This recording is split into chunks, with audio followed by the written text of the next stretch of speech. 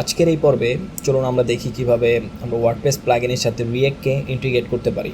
তো দেখতে পাচ্ছেন আমরা অলরেডি একটা ব্ল্যাঙ্ক ওয়ার্ডপ্রেস ইনস্টল করে সেটাকে ভিএস করে ইম্পোর্ট করে রেখেছি। তো এখানে আমরা একটা নতুন প্লাগইন তৈরি করব এবং দেখব কিভাবে আমরা এখানে রিঅ্যাক্টকে ইউজ করে প্লাগইনে বিভিন্ন কাজ করতে পারি। তো আমরা ডাব্লিউপি কন্টেন্টের মধ্যে আসবো হচ্ছে প্লাগইনের মধ্যে আমরা একটা নতুন প্লাগইন বানাবো। তো এই জন্য একটা ফোল্ডার নিব, আমরা নাম দিচ্ছি ডাব্লিউপি রিঅ্যাক্ট প্লাগইন। এই সেম নামে আমরা একটা পিএসপি ফাইল নিব এখানে, WP react plugin dot PSP.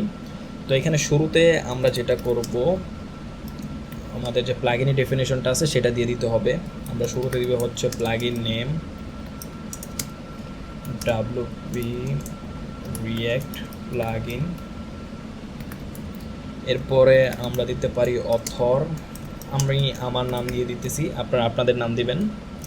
তারপরে text domain WP react plugin. Okay, আমরা আপাতত এইগুলো রাখতেছি। আপনারা চাইলে আরও অনেক কিছু এখানে দেওয়া যায়, ডিসক্রিপশন, তারপরে টেক্সট ট্যাগ আর অনেক কিছু দেওয়া যায়, সেগুলো আপনারা এখানে দিয়ে দিবেন। তো এতটুকু কাজ যদি আমরা করে ফেলি তাহলে আমাদের ওয়ার্ডপ্রেসে যদি আমরা এখন চলে আসি, এখান থেকে আমরা যাব হচ্ছে প্লাগইনে। এখানে দেখবো আমাদের প্লাগইনটা কিন্তু চলে এসেছে। তো এটাকে আমরা জাস্ট অ্যাক্টিভেট করে নেই। তো অ্যাক্টিভেট করা হয়ে গেল। এখন আমাদের যে কাজটা করতে হবে, আমরা কিন্তু প্লাগইনের মাধ্যমে ওয়ার্ডপ্রেসের যে ব্যাকএন্ড আছে মানে অ্যাডমিন প্যানেল আছে এইখানে, অথবা যে ফ্রন্ট এন্ড আছে এইখানেও কিন্তু আমরা কাজ করতে পারি বিভিন্ন ধরনের। তো আমাদের রিঅ্যাক্ট কিন্তু এই অ্যাডমিন প্যানেলে এবং ফ্রন্টে যে কোনো জায়গাতে লাগতে পারে। তো আমরা আপাতত আজকের এই ভিডিওতে শুধুমাত্র এইখানে একটা আমাদের প্লাগইনের জন্য মেনু বানাবো, মেনু পেজ বানাবো। সেই পেজের মধ্যে রিঅ্যাক্টকে ইন্টিগ্রেট করে দেখব যে আসলে কীভাবে এই প্লাগইনের সাথে রিঅ্যাক্টকে ইন্টিগ্রেট করতে হয়।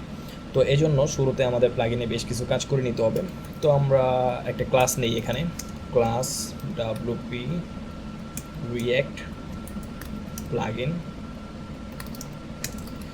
ক্লাসটাকে আমরা শুরুতেই এখানে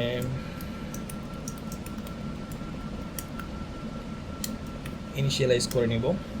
তারপরে এখানে আমাদের যে কাজটা করতে হবে, একটা কনস্ট্রাক্টর নিতে হবে। এখানে শুরুতে আমরা কি করব, আমাদের প্লাগইনের জন্য একটা মেনু পেজ তৈরি করব যাতে করে আমরা রিঅ্যাক্টটাকে ইন্টিগ্রেট করতে পারি। তো এর জন্য একটা হুক আছে, অ্যাকশন হুক। তো অ্যাকশন হুকটা আমরা নিব এখানে, সেটা হচ্ছে অ্যাডমিন মেনু। এখানে একটা কল ব্যাক দিতে হবে, অ্যাডমিন মেনু কল ব্যাক। ওকে, আমাদের কল ব্যাকটা তৈরি হয়ে গেল। Public function admin menu call back. এইখানে আমরা যেটা করতে পারি সেটা হচ্ছে একটা ফাংশন নিব। ওয়ার্ডপ্রেসের একটা ডিফল্ট ফাংশন আছে, সেটা হচ্ছে অ্যাড মেনু পেজ। তো এই ফাংশনটার মাধ্যমে আমরা কিন্তু আমাদের ওয়ার্ডপ্রেসের যে অ্যাডমিন প্যানেলের মধ্যে একটা মেনু পেজ তৈরি করতে পারি। তো এইখানে যে প্যারামিটারগুলো দিতে হবে সেগুলো কিন্তু এখানে দেওয়া আছে। প্রথমে লাগবে হচ্ছে পেজ টাইটেল, তারপর menu title, capability, menu slug, এগুলো আমরা দিয়ে দিই। তো শুরুতে লাগবে হচ্ছে আমাদের পেজ টাইটেল। তো আমরা এখানে এটাকে টেক্সট ডোমেন দিয়ে দিব, ডাব্লিউপি রিঅ্যাক্ট প্লাগইন। জাস্ট আমরা ডেমো আকারে দিতেছি আপনাদের জাস্ট বোঝানোর জন্য। এইখানে আমাদের দিতে হবে হচ্ছে টেক্সট ডোমেনটা। তো আমাদের টেক্সট ডোমেন ছিল হচ্ছে ডাব্লিউপি রিঅ্যাক্ট প্লাগইন এটা। তো আমরা এটা দিয়ে দিচ্ছি এখানে, তারপরে কমা দিয়ে এখানে এখন আমাদের দিতে হবে মেনু টাইটেল। তো এটাকেও আমরা ট্রান্সলেটেবল করে দিই, ডাব্লিউপি আর পি মানে হচ্ছে ডাব্লিউপি রিঅ্যাক্ট প্লাগইন। এটাকে আমরা একটু শর্ট করে দিই যেহেতু আমাদের মেনুর নামটা হবে এটা। তারপরে আমরা আবার এখান থেকে ডাব্লিউপি রিঅ্যাক্ট প্লাগইন এটাকে কপি করে নিয়ে আসি, এটা এখান থেকে কেটে দিই। এরপরে আমাদের এখানে যেটা দিতে হবে ক্যাপাবিলিটি। তো আমরা আপাতত এটাকে দিব হচ্ছে ম্যানেজ অপশনস। এরপরে menu slug WP react plugin, আপনারা যে কোনো কিছু দিতে পারেন এখানে।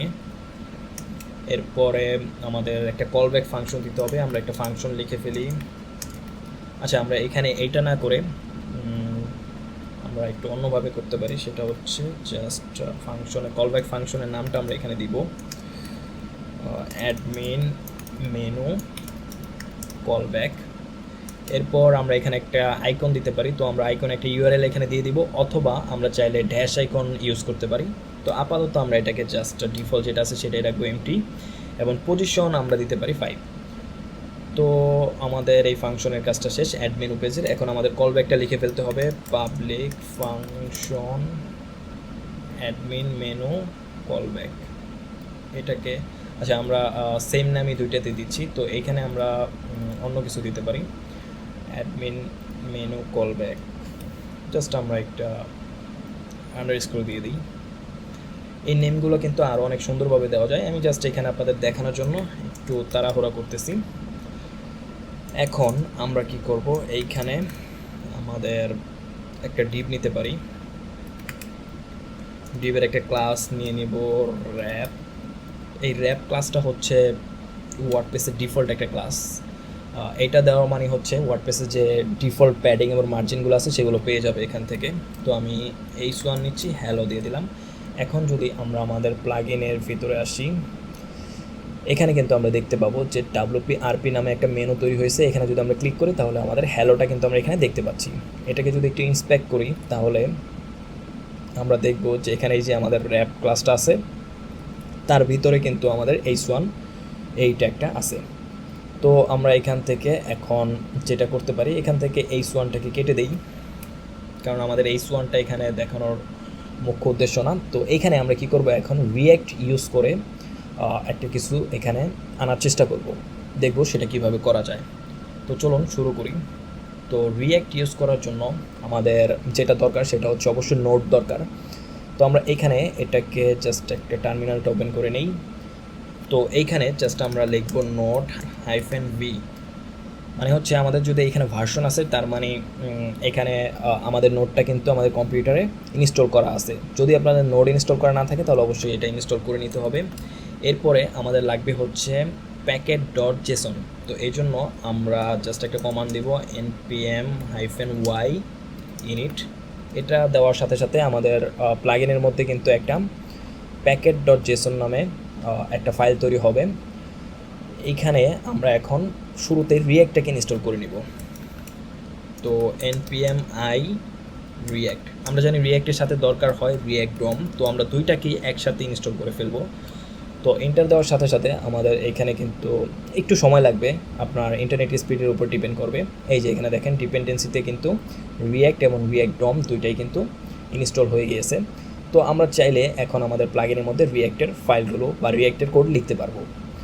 তো আমাদের প্লাগইনের মধ্যে যে কোনো জায়গাতেই আমরা কিন্তু এখন রিঅ্যাক্টের কোড লিখতে পারবো। তো যেহেতু রিঅ্যাক্ট একটা সেপারেট টেকনোলজি, তো এই জন্য আমরা এটাকে আলাদা একটা ফোল্ডার তৈরি করে নিব।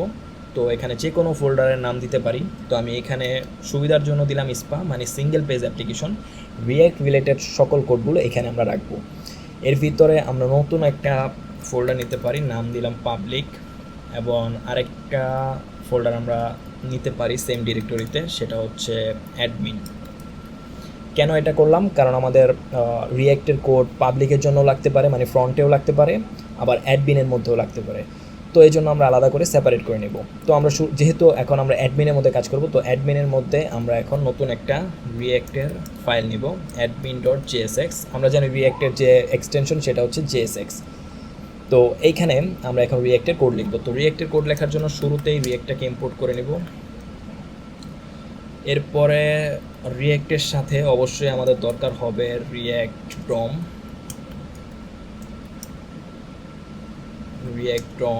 from react DOM/client। আমরা জানি যে ক্লায়েন্টের থেকে আমাদের react DOM-টাকে ইম্পোর্ট করতে হয়। তারপরে আমরা এখন একটা ফাংশনাল কম্পোনেন্ট বানাবো। তো const admin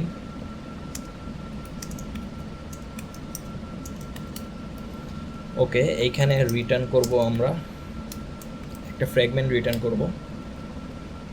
ওকে, এখন আমাদের কাজ হচ্ছে এটাকে এক্সপোর্ট করে নেওয়া, এক্সপোর্ট ডিফল্ট অ্যাডমিন। ওকে, আমাদের কিন্তু কম্পোনেন্ট বানানো হয়ে গেছে। এখানে আমরা একটা কিছু রেখে দিতে পারি যাতে আমাদের বুঝতে সুবিধা হয় যে রিঅ্যাক্টটা কাজ করতেছে। তো hello, this is from react component. তো আমরা জানি যে রিঅ্যাক্টটা শুধুমাত্র কম্পোনেন্ট তৈরি করলেই হয় না, এটাকে কিন্তু রেন্ডার করতে হয়। তো আমরা রেন্ডার করব কোথায়? আমরা অলরেডি একটা মেনু পেজ তৈরি করেছি, এইখানে রেন্ডার করব। তো এইখানে রেন্ডার করার জন্য অবশ্যই একটা ডম লাগবে। তো আমরা একটা ডম তৈরি করে ফেলি এখানে। তো একটা ডিপ নেই, ID WP react plugin ID. তো এই আইডিটাতে আমরা কি করব, এখন রিঅ্যাক্টের যে কোডগুলো আমরা লিখছি সেগুলোকে এইখানে দেখাতে চাই। তো আমরা জানি এইখানে react DOM dot create root dot render, এইভাবে রেন্ডার করতে হয়। তো এখানে আমাদের যে কম্পোনেন্টটা আছে সেই কম্পোনেন্টটা যদি আমরা এখন এখানে দিয়ে দিই, এই যে অ্যাডমিন নামে যে কম্পোনেন্টটা আছে সেটা, তো আমরা এখানে কম্পোনেন্টটাকে রেন্ডারের মধ্যে দিয়ে দিই। ওকে, দিয়ে দিলাম। আর এই জায়গার মধ্যে আমাদের যে ডমটা আছে সেটা দিতে হবে। তো আমরা এখানে সিলেক্ট করি document dot get element by ID. আমাদের যে আইডিটা ছিল সেটা আমরা এখানে পেস্ট করে দিই। এই তো ডাব্লুপি রিঅ্যাক্ট প্লাগইন। তার মানে আমাদের এই যে রিঅ্যাক্টের কম্পোনেন্ট আছে এটা কিন্তু এখন আমাদের এই মেনু পেজের মধ্যে এই ডিবের মধ্যে রেন্ডার হবে। তো এখন আমরা এই রিঅ্যাক্টটাকে যদি এখন মনে করি যে এখানে চলে আসবে, এটা কিন্তু আসবে না, কারণ আমরা জানি যে ডাব্লুপি প্লাগইনের মধ্যে কিন্তু কখনোই এই অ্যাডমিন ডট জিএসএক্স এইটাকে এনকিউ করা যায় না, কারণ ওয়ার্ডপ্রেস কিন্তু এই জিএসএক্স ফাইলটাকে চিনে না। ওয়ার্ডপ্রেস চিনে হচ্ছে শুধুমাত্র একটা জাভাস্ক্রিপ্ট ফাইল। তো আমাদেরকে এটাকে কনভার্ট করে অবশ্যই জাভাস্ক্রিপ্টে তৈরি করতে হবে। তো এই জন্য আমাদের থার্ড পার্টি একটা টুলের হেল্প নিতে হবে, সেটা হচ্ছে ওয়েবপ্যাক। তো আমরা ওয়েবপ্যাকটাকে ইনস্টল করে ফেলি, npm i ওয়েবপ্যাক। সাথে আমাদের অবশ্যই লাগবে ওয়েবপ্যাক CLI, যাতে আমাদের কনফিগারেশন ফাইলটা পড়তে পারে। তো ওয়েবপ্যাক CLI দুইটাকে একসাথে আমরা ইনস্টল করে ফেলবো। তো একটু সময় লাগবে এই কমান্ডটা দেওয়ার পর। আমরা প্যাকেজ ডট জেসনের মধ্যে দেখতে পারবো যদি এটা কমপ্লিট হয়ে যায়, তখন আমরা একটু ওয়েট করি। তো আমাদের কাজ কিন্তু শেষ হয়ে গেছে। এখানে দেখুন ডাব্লুপি, এই যে এখানে ওয়েবপ্যাক এবং ওয়েবপ্যাক CLI দুইটাই কিন্তু এখানে ইনস্টল হয়ে গিয়েছে। তো এখন আমাদের যে কাজটা করতে হবে সেটা হচ্ছে একটা কনফিগারেশন ফাইল লিখতে হবে ওয়েবপ্যাকের জন্য। তো এই জন্য আমাদের যে প্লাগইন ফোল্ডার আছে এইখানে আমরা একটা ফাইল নিব, ওয়েবপ্যাক ডট কনফিগ ডট জেস এই নামে। তো এখানে শুরুতে বেশ কিছু কাজ আমাদের করে নিতে হবে, সেটা হচ্ছে আমাদের পাথটাকে রিকোয়ার করে নিতে হবে।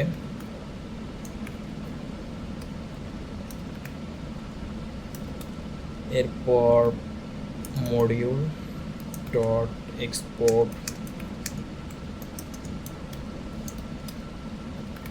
রিটার্ন, এখানে আমাদের এন্ট্রি, আউটপুট এবং অন্যান্য যে মডিউলগুলো আছে সেগুলো দিতে হবে। তো আমরা শুরুতে দিব হচ্ছে এন্ট্রি।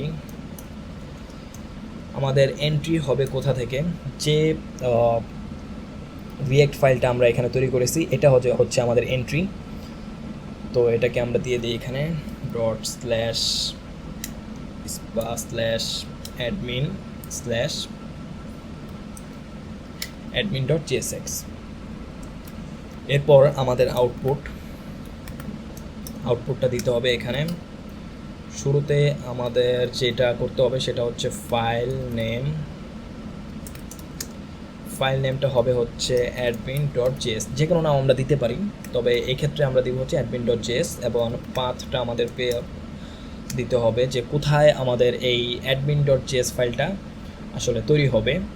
তো সেটা আমরা রাখতে চাই, যে কোনো জায়গায় আমরা রাখতে পারি, তবে আমরা এক্ষেত্রে আমরা রাখতে চাই হচ্ছে ইস্পার ভিতরে অ্যাডমিন এবং পাবলিকের পাশে আরেকটা ফোল্ডার তৈরি হবে, সেটা হচ্ছে বিল্ড নামে। তো সেই বিল্ডের মধ্যেই আসলে আমাদের এই অ্যাডমিন ডট জিএস ফাইলটা থাকবে। তো এই জন্য আমরা যেটা করতে পারি, পাথ ডট রিসলভ নেম, এইখানে আমরা স্ল্যাশ বিল্ড এই ফোল্ডারের মধ্যে অ্যাডমিন ডট জিএস নামে একটা ফাইল তৈরি হবে, এই অ্যাডমিন ডট জিএসএক্সটাকে বিল্ড করে, যাতে করে আমরা এটাকে ওয়ার্ডপ্রেসের সাথে এনকিউ করতে পারি। তো আমরা চাইলে এখানে একই সাথে মাল্টিপল এন্ট্রি কিন্তু দিতে পারবো, যেহেতু আমাদের এখানে অ্যাডমিন আছে সাথে পাবলিকও আছে। তো পাবলিকটাকেও কিন্তু আমরা একই সাথে এখানে দিতে পারি। সেটা কিভাবে, সেটা হচ্ছে আমরা এখানে এভাবে অ্যাডমিনের জন্য এটাকে দিয়ে দিতে পারি অ্যাডমিন, এবং পাবলিকের জন্য আমাদের অবশ্যই এখানে কমা দরকার হবে। পাবলিকের জন্য আমরা অন্য একটা কিছু দিয়ে দিতে পারি। তো এক কাজ করি, আমরা এটাকে একটু ঠিক করে নিই।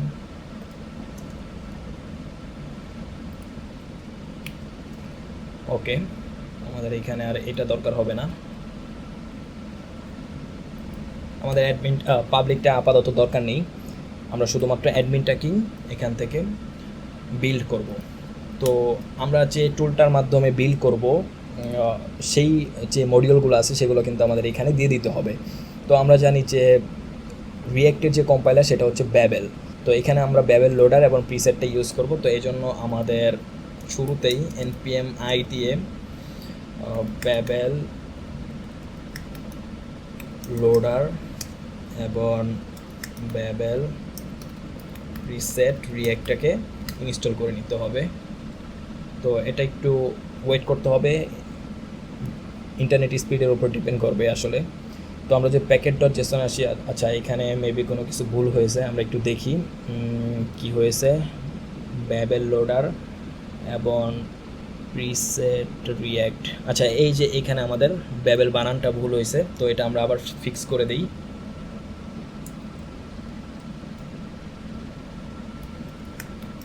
ব্যাবেল, ওকে, আমরা এটাকে আবার এন্টার দিই। আমরা দেখতে পাচ্ছি যে অলরেডি আমাদের এই দুইটা প্যাকেজ ইনস্টল হয়ে গিয়েছে।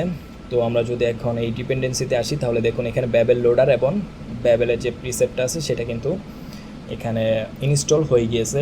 তো এইখানে আমরা মডিউল আকারে এখন এই বিষয়গুলোকে দিয়ে দিতে পারবো। তো মডিউল, তো আপনারা হয়তো ভাবতে পারেন যে এইখানে যে আমরা কনফিগারেশন ফাইলটা লিখতেছি এটা আসলে আমরা কোথায় পেলাম। তো এটাকে দেখার জন্য আপনারা চলে আসতে পারেন এই ওয়েব প্যাকের ওয়েবসাইটটিতে। এখান থেকে আপনারা আসবেন ডকুমেন্টেশনে, তারপরে আসবেন গাইডে, গাইড থেকে গেট স্টার্টে। এইখানে কিন্তু আপনারা দেখতে পাবেন যে কিভাবে এই কনফিগারেশন ফাইলটা লিখতে হয়।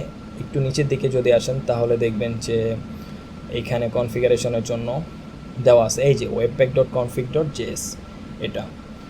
তো এরকম এইখানে আরও অনেক কিছুর উপর ডকুমেন্টেশন আছে, আপনারা আপনাদের মতন করে এখান থেকে পড়ে নেবেন। আমি এখানে শুধুমাত্র ততটুকুই দেখাচ্ছি যতটুকু আমাদের দরকার। তো আমরা এখন এখানে আমাদের ব্যাবেল লোডারটাকে দিয়ে দিই রোলস,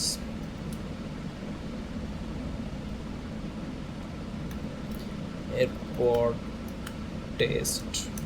আমাদের এখানে একটা রেগুলার এক্সপ্রেশন লিখতে হবে .jsx, ওকে। এরপর আমাদের যেটা করতে হবে সেটা হচ্ছে আমরা ইউজ করব হচ্ছে ব্যাবেল লোডারটাকে। তো লোডার হিসাবে ইউজ করব হচ্ছে ব্যাবেল লোডার, ব্যাবেল লোডার। আর এখানে আমরা অপশনসের মধ্যে দিয়ে দিব হচ্ছে প্রিসেটটাকে। তো প্রিসেটস এইখানে @babel প্রিসেট রিঅ্যাক্ট, ওকে। আমাদের মোটামুটি কিন্তু দেওয়া শেষ। তো আমাদের এইখানে অবশ্যই কমাটা দিতে হবে, নাহলে এখানে ইরর ধরবে। তো টেস্টের মধ্যে আমরা হচ্ছে .jsx মানে আমাদের যে ফাইলের এক্সটেনশনটা আছে সেটা দিয়ে দিলাম, রেগুলার এক্সপ্রেশন দিয়ে ইউজ করলাম হচ্ছে ব্যাবেল লোডার, এবং অপশনসের মধ্যে আমরা প্রিসেটস যে ব্যাবেল প্রিসেটটা আছে ব্যাবেলের রিঅ্যাক্ট প্রিসেট সেটা আমরা দিয়ে দিলাম। এখন আমরা হচ্ছে যে প্যাকেজ.json আসবো। এখানে আমাদের বিল্ডের মধ্যে দিব হচ্ছে ওয়েবপ্যাক, ওকে। এখন যদি আমরা npm run build এই কমান্ডটা দেই, তাহলে আমাদের যে admin.jsxটা আছে সেটা কম্পাইল হয়ে একটা বিল্ড ফাইল তৈরি হবে, যেটা একটা জাভাস্ক্রিপ্ট ফাইল। এই যে দেখুন আমাদের এইচপি এর মধ্যে বিল্ড নামে একটা ফোল্ডার তৈরি হয়েছে, যেটা আমরা এই যে এই কনফিগারেশনের মধ্যে বলে দিয়েছি, এই যে এখানে spa/build, তার মধ্যে কি হবে admin.js নামে একটা নতুন ফাইল তৈরি হবে, যেটা কিন্তু একটা জাভাস্ক্রিপ্ট ফাইল।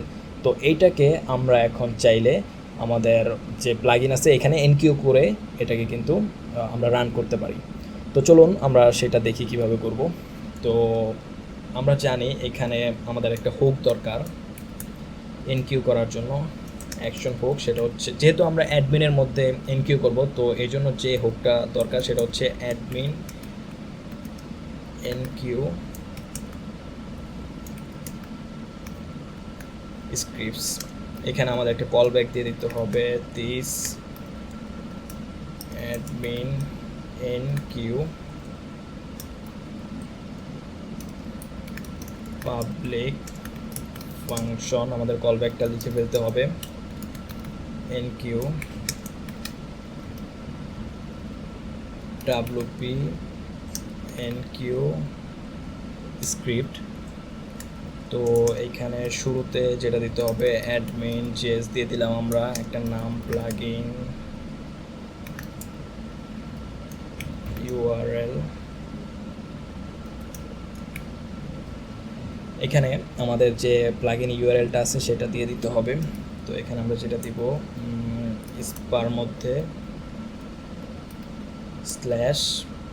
/build/js, ওকে ফাইল। এখানে আমাদের দিতে হবে হচ্ছে ডিপেন্ডেন্সি, তো আমাদের কোনো ডিপেন্ডেন্সি নাই, এখানে দিতে হবে ভার্সন, তো 1.0 আমরা দিয়ে দিই, এবং এটা অবশ্যই ফুটারে লোড হবে। তো আমরা যদি এখন আমাদের এনকিউটা ঠিকঠাক মতন হয়ে গিয়েছে, তো আমরা যদি এখন এইখানে যে আমাদের মেনুটা আছে এখানে এসে যদি আমরা রিলোড করি, তাহলে দেখুন hello this is from react component. আমরা যদি এখন এই admin.jsx-এ আসি, তাহলে দেখুন hello this is from react component, এখান থেকে কিন্তু আমাদের এইটা চলে আসলো। তো আমরা এখানে একটা নতুন বাটন নিই, বাটন ক্লিক। দেখুন এই বাটনটা আমরা এখন রিয়াক্টের মধ্যে ইউজ করলাম। আমরা কি করব, পাশাপাশি npm run build এই কমান্ডটা আবার দিব, যেহেতু আমাদের আরেকবার বিল্ড করা প্রয়োজন। তারপরে আমরা যদি এখন আবার রিলোড করি, দেখুন এই যে ক্লিকটা কিন্তু চলে এসেছে। তার মানে আমরা কিন্তু এখন সাকসেসফুলি রিয়াক্ট কোড লিখে ওয়ার্ডপ্রেসের প্লাগইনের সাথে কিন্তু ইন্টিগ্রেট করতে পারলাম। এটা কিন্তু আমরা শুধুমাত্র এইখানে যে করতে পারবো তা না, এখন কিন্তু আমরা চাইলে আমাদের মন মতো যে কোনো ধরনের রিয়াক্টের কোড লিখে এটাকে কিন্তু এখানে বিল্ড করে ইউজ করতে পারবো। একই সাথে আমরা ফ্রন্টে করতে পারবো, ফ্রন্টেও যে কোনো জায়গায় আমাদের যদি রিয়াক্টের কোড দরকার হয় তাহলে সেটাও কিন্তু এখানে লিখতে পারবো। তো প্রসেসটা একদমই সেম, আমরা শুধুমাত্র এন্ট্রিতে আমাদের নতুন যে রিয়াক্ট ফাইলটা লিখবো সেটা দিয়ে দিব, এবং আউটপুটের মধ্যে আমরা কোন ফাইলটা চাই সেটা আমরা দিয়ে দিতে পারবো। তো এই ছিল মোটামুটি আজকের ভিডিও। তো আশা করি ভিডিওটি ভালো লেগেছে। ধন্যবাদ সকলকে পুরো ভিডিওটি দেখার জন্য।